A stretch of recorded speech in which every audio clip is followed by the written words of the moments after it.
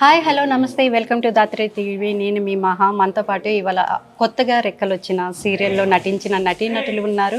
ముందుగా మనకి భార్గవి గారు ఉన్నారు, వారితో మాట్లాడదాం.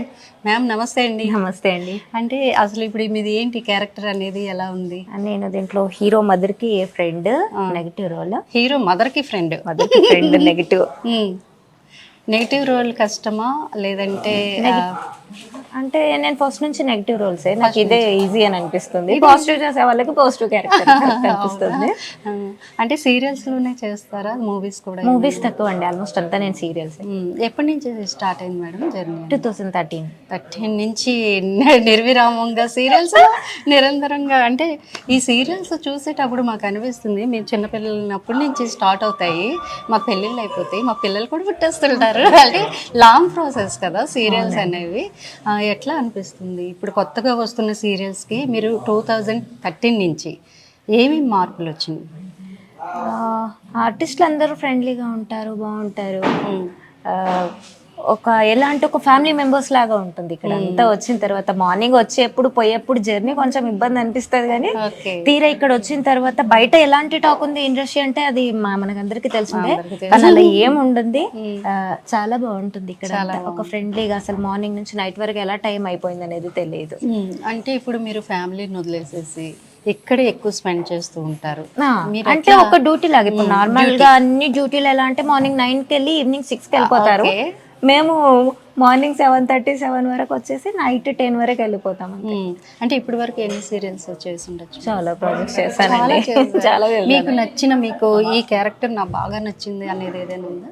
ఏ సీరియల్ సీరియల్కే క్యారెక్టర్ అంటే నాది అన్ని సేమ్ అనిపిస్తుంది కదా క్యారెక్టర్స్. ఇక్కడ నాకు డిఫరెన్స్ తెలియట్లే, బట్ ఈ సీరియల్లో క్యారెక్టర్ డిఫరెంట్ గా అనిపిస్తుంది. అంటే ఎప్పుడు తింటూ ఉండాలి. అండ్ నేను వచ్చేసి తెలంగాణ, కానీ దీంట్లో లాంగ్వేజ్ వచ్చేసి రాయలసీమ లాంగ్వేజ్ ఉండేసరికి నాకు కొంచెం డిఫరెన్స్ అనిపిస్తుంది. అంటే ఎలా ఈ లాంగ్వేజ్ నేర్చుకున్నారా? ప్రాంప్టర్ చెప్తుంటారు కదా, సేమ్ ఇంకా దాన్ని ఫాలో అయిపోవడమే. నచ్చిందా మ్యామ్ రాయలసీమ లాంగ్వేజ్? వింటుంటారు. నన్ను ఇంట్లో కూడా అంటున్నారు నా లాంగ్వేజ్ చేంజ్ అవుతుంది. ఇండస్ట్రీ అంటే ఆల్మోస్ట్ అంతా ఆంధ్ర ఉంటుంది, తెలంగాణ తక్కువ ఇక్కడ, అందుకని ఇక్కడ లాంగ్వేజ్ తోనే మాట్లాడుతుంటారు. అంటే తెలంగాణలో ఎక్కడ మేడం? మేము వేములవాడ, కరీంనగర్. సూపర్. ఇప్పుడు నెక్స్ట్ ఏమైనా ప్రాజెక్ట్స్? బ్రహ్మముడి చేస్తున్నాను, జెమినీలో ఇంకో ప్రాజెక్ట్ స్నేహం కోసం చేస్తున్నాను.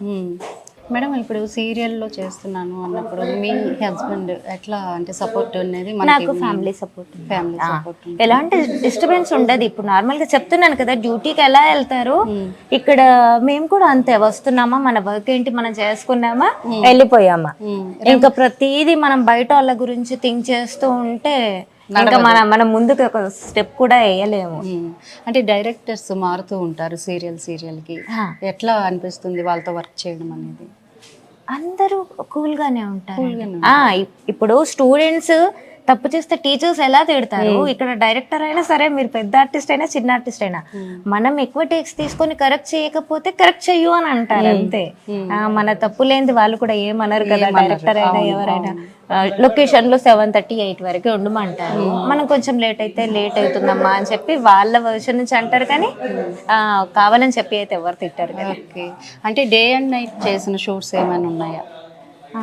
అవుతుంటదండి. అంటే మ్యారేజ్ సీక్వెన్స్, ఇలా ఏదైనా ఫంక్షన్ సీక్వెన్స్ ఉన్నప్పుడు మాత్రం లేట్ ప్యాకప్ అవుతుంది.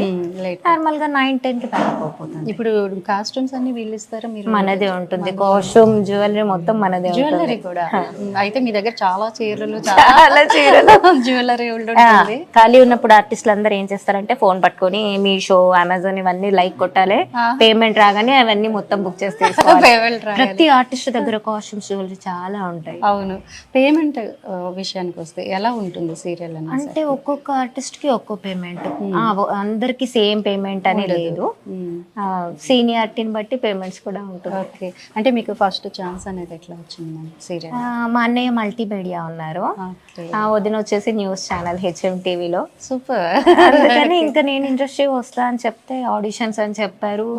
అన్నపూర్ణ స్టూడియో అప్పుడు ఆడిషన్ వెళ్ళి నేను ఫస్ట్ ఎంట్రీ ఇవ్వడమే హీరో మదర్ గా ఎంట్రీ ఇచ్చాను. అప్పట్లో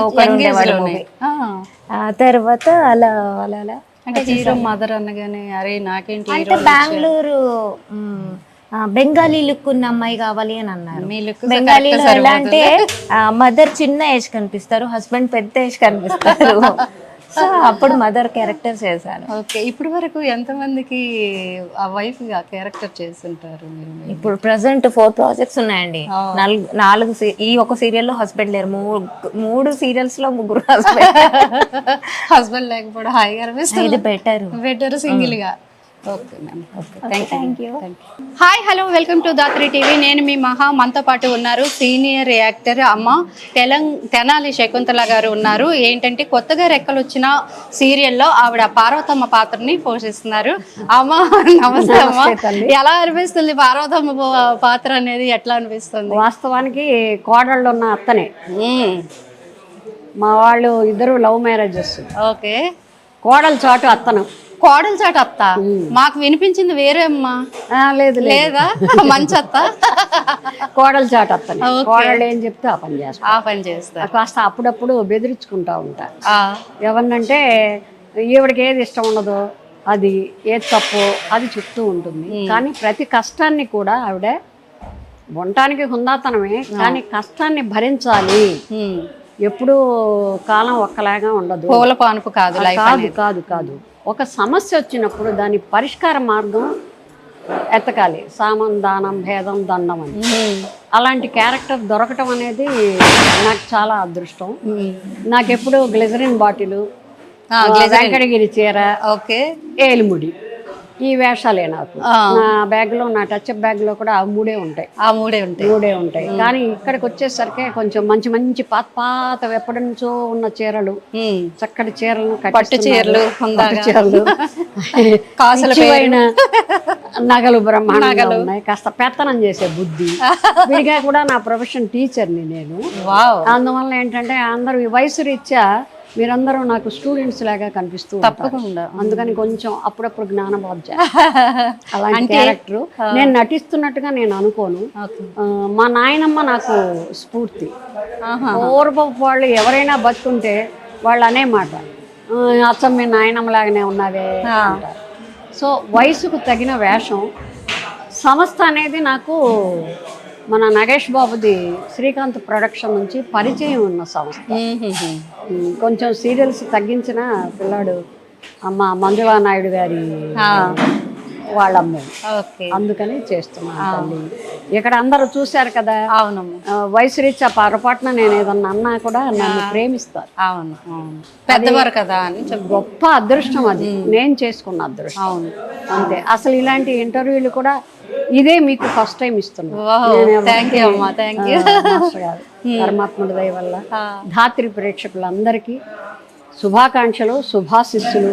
ఇది ఇంతై వటుడు ఇంతై ఆకాశం అంతా ఎదగాలని నేను మనస్ఫూర్తిగా కోరుకుంటున్నాను. థ్యాంక్ యూ అమ్మ. మీలాంటి వాళ్ళ ఆశీర్వచనాలు ఉంటే తప్పకుండా మాది ఇట్లా ఉంటుంది. కృషితో నాస్తి దుర్భిక్షం.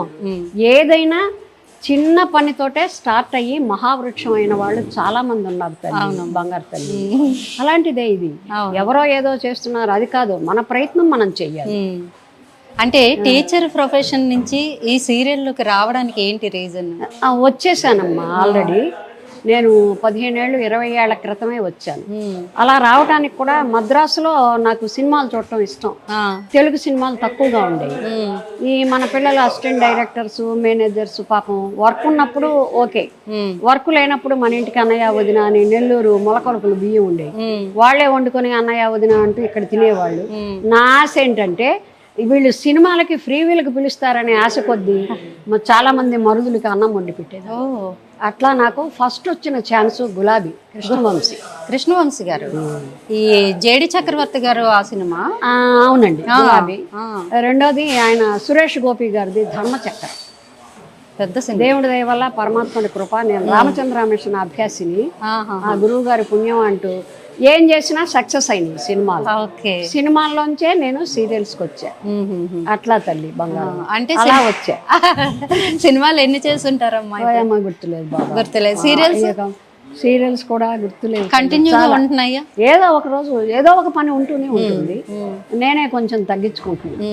ఈ ఫీల్డ్ లోకి వచ్చినందుకు మీరు హ్యాపీయా? నాకు అప్పు దొరికింది అమ్మాయి. ఈ ఫీల్డ్ లోకి రావటం మూలాన విడిగా రూపాయి అప్పు ఇచ్చేవాళ్ళు. ఇందులో ఉన్నాను కనుక అప్పులు ఇచ్చారు. ఎట్లా కొట్లా వస్తాయి ఎట్లాగట్టే వస్తాయి వీళ్ళు సినిమాల్లో ఉన్నారులే అని. ఇప్పుడు ఈ సీరియల్ ఎప్పటి నుంచి చేస్తున్నారమ్మా? దరిదాపు 1 year అమ్మా. మిడిల్లో ఎంట్రన్స్ అయ్యా. కమలాపురం పార్వతమ్మ ఈవిడ. కమలాపురం ఇప్పుడు నా కోడలు. ఇప్పుడు కూర్చొని మాకు ఇంటర్వ్యూ భువన క్యారెక్టర్. ఆ అమ్మాయి నా కోడలు. హీరోకి నాయనమ్మని. కొంచెం అటు ఇటు పెత్తనం చేస్తా, తిరిగే కాలు అంటారు కదా, అట్లా తిరుగుతూనే ఉంటా.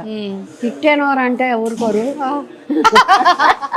అంటే కొత్త సీరియల్స్ ఇంకేమైనా ఉన్నాయమ్మా? ఏం లేదు తల్లి. లేవా? భానుమతిలో చేస్తున్నాను కానీ అది గెస్ట్ టైపే. అక్కడ మహాదొంగ క్యారెక్టర్. ఎండిన మిరపకాయలు కూడా దోచేసుకొని వెళ్ళిపోతుంది. అట్లా కామెడీ ఎంజాయ్ చేస్తాను, చాలా ఎంజాయ్ చేస్తాను. ఎందుకంటే హ్యాపీగా ఉంటారు పిల్లలు. ఎవరో ఎక్కడ పుట్టారో ఎక్కడ పెరిగారో ఇక్కడికి వస్తారు. ఇదే మన ప్రపంచం. వీళ్ళే నా పిల్లలు, వీళ్ళే నా మనవాళ్ళు, వీళ్ళే నా చుట్టాలు.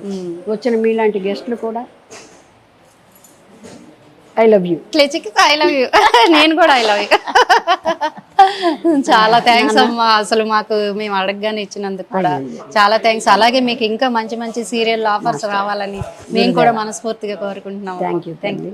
Thank you.